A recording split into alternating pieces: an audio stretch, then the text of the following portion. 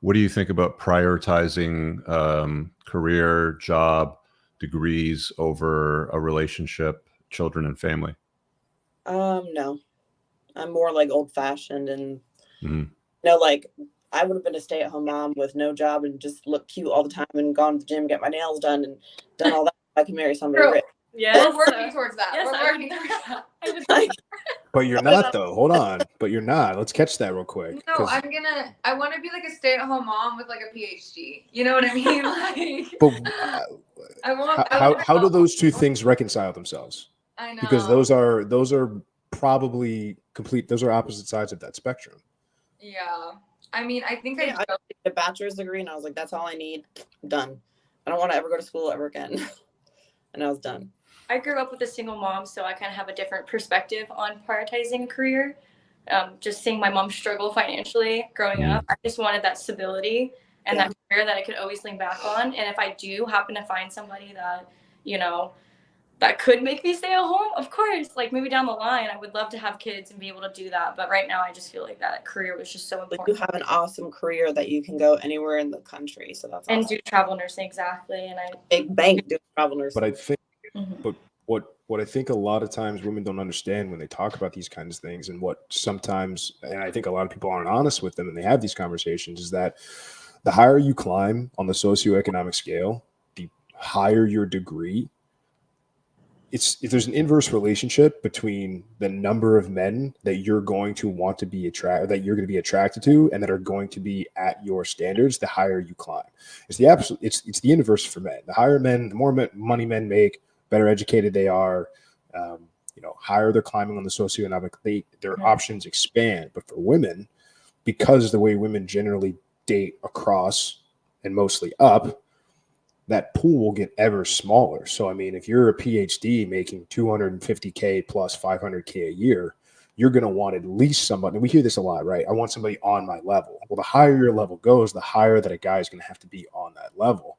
And so your options and the guy you want is going to be ever, ever, ever smaller.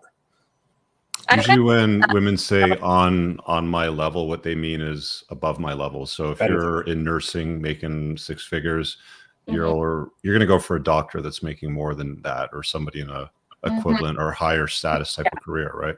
I'm not going to lie, that I've noticed that this past year. No, yeah, me too. I think, and that's why when I meet a guy that I do consider someone who's like on the same scale as me, I like grab onto them, because even finding the bare minimum, like good manners, knows how to take you on a date, knows how to communicate with you effectively, is like as hard as it is. And then trying to find someone who also has a good career and has a good head on their shoulders, it's just like, so I can only imagine that it gets worse and worse. And I feel like every year these men get, they find a girlfriend and they get married, you know what I mean? So the dating pool just gets smaller and smaller for us. You were talking about the career pursuit, not wanting to be serious with a guy. A nurse makes what, like about 150,000? Depending on where you live. Usually new grads make anywhere from like 80 to 90, just depending on where you live, and overtime as well. You can make your six figures, definitely. Yeah. We only work 3 days. You pick up 1 to 2 extra shifts, you're making six figures. Okay, so let me ask you this question. If you had the option of life A, which is on the path that you're on right now, you're going to make $150,000 a year. You work 3 days a week. The rest of the time you're free to travel, take photographs, do all the cool stuff that you like to do, share your life on social media. Or path B is finding a guy that you find equally as attractive, maybe even more, who's wealthy. And I'm not talking about, making the same amount of money as you. I'm talking about making a lot more money than you. Can I say B now? Pardon me? Can I say B, option B now?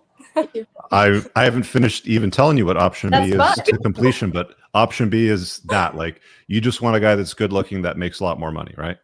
Yes. And then he can just retire you. You can stay home. More money. I'm just saying.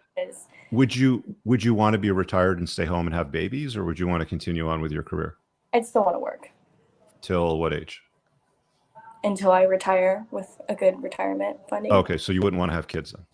I do want to have kids. Well, how are you going to balance a guy, a career, children, family? So I have to get my ICU critical care hours done, and that's going Mm. to take at least 1 year. And I can apply to anesthesiology schools in about a year after those hours are complete. With that schedule, they have so much time off, and I feel like I will be able to balance with being an anesthesiologist. It is a very rigorous career, don't get me wrong, but there's a lot of time with the hospital that they give you time off when you're pregnant, and I feel like they can balance your family life. There's so many doctors that I know that have multiple kids, and they have so like months of vacation time paid. Like, I think it's just a good option to make sure. But you mean doctors? We're talking about men, though, right? We're talking about men having, which are generally men, right? So I mean, they're generally men are not the ones that are staying home taking care of children. You know, you don't really have stay-at-home dads. No. I have a lot of ER not nurses, ER doctors that are beautiful women that have kids, and they bring them into the ER all the time. And I still think that they have a really good balance with with their life. It can be done.